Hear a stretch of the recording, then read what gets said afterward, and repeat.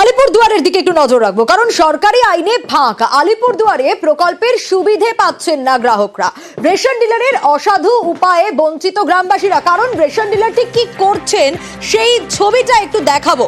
Volker বারবিশার লস্করপাড়ার ঘটনা। আলিপুরদুয়ারে প্রকল্পের সুবিধে কেন পাচ্ছেন না গ্রাহকরা, স্বাভাবিকভাবেই প্রশ্ন নিশ্চয়ই উঠছে। তার আগে একটা ছবি দেখাই, তাহলেই বিষয়টা আপনাদের কাছে পরিষ্কার হয়ে যাবে।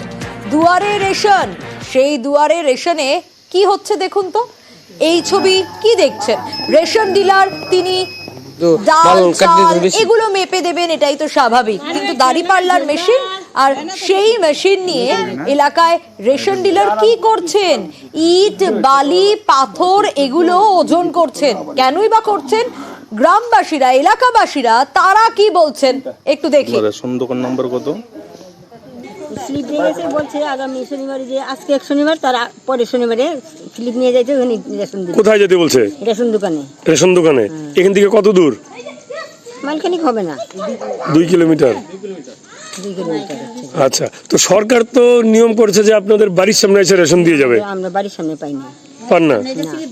স্লিপ দিয়ে গেছে, বলছে ওখান থেকে আনতে। আচ্ছা, স্লিপ যখন দেয় তখন তো জিনিস ওজন করলে পরে স্লিপ বের হয়।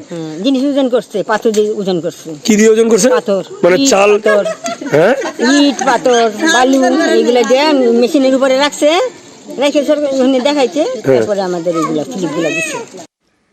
কি অবাক হচ্ছেন তো নিশ্চয়ই। আজব ব্যাপার। চাল ডালের বদলে ইট, বালি, পাথর ওজন করার অভিযোগ উঠছে। সেই ছবিটাও দেখা যাচ্ছে। রাজকুমার রয়েছে আমার সঙ্গে, আরো ডিটেল আমি রাজকুমারের কাছ থেকেই জানতে পারবো আপনাদের জন্য, ঠিক যে প্রশ্নগুলো আপনাদের মনে ঘোরাফেরা করছে। রাজকুমার, এরকম ঘটনা তো কখনো দেখা যায় না যে রেশন ডিলার একেবারে দুয়ারে পৌঁছে গিয়ে ইট, বালি, পাথর এইসব মাপছেন।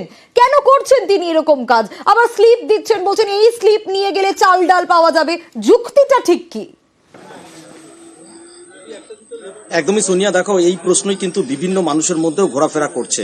যদি সংক্ষেপে বলতে যাই, সেটা হচ্ছে যে সরকারি যে নিয়ম, সরকারি যে প্রযুক্তি, সেই প্রযুক্তিকে ফাঁকি দেওয়ার জন্য কিন্তু রেশন ডিলার এই কাণ্ডটি করছেন।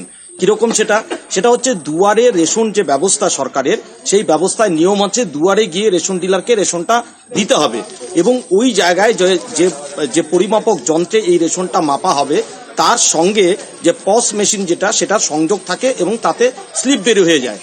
এবং এই স্লিপের মধ্যে লোকেশন, অর্থাৎ কোন জায়গা থেকে এটা দেওয়া হচ্ছে, যেহেতু লোকেশনটা অন থাকে সেই কারণে লোকেশন সহ কিন্তু সেই পস মেশিন থেকে স্লিপটা বের হয় যেখানে জায়গাটা উল্লেখ থাকে, এবং সেটা দেখে খাদ্য দপ্তর পরীক্ষা করে যে সত্যি সত্যি রেশন ডিলার দুয়ারে গিয়ে রেশনটা দিচ্ছেন কি না।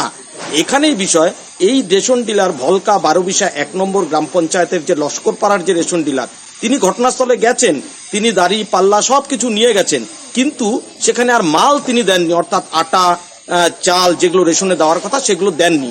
তাহলে তাকে তো স্লিপটা আবার লোকেশন অনুযায়ী করতে হবে।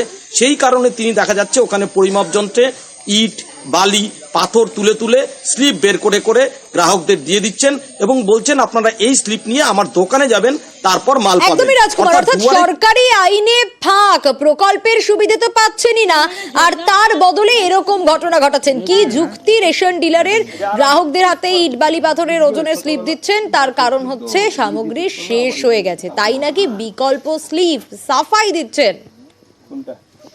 অনুগত মাল ছিল আমাদের কাছে, যখন লাস্টে আমরা বন্ধ হয়ে গেছিলো তখন মাল স্টকটা শেষ হয়ে গেছিলো, নিতে পারিনি রাত্রেবেলায়। তো 7টা পর্যন্ত আমরা ওখানে রেশন দিয়েছি। দেওয়ার পরে পাল্লাটা একটু খারাপ দেখা দিয়েছিল আমার।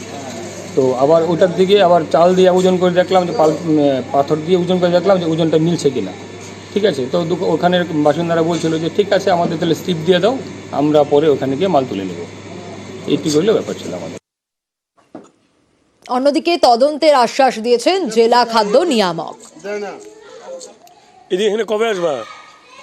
না, এই বিষয়টি একদম যদি কোথাও করা হয়ে থাকে সেটা আইনত ঠিক নয়।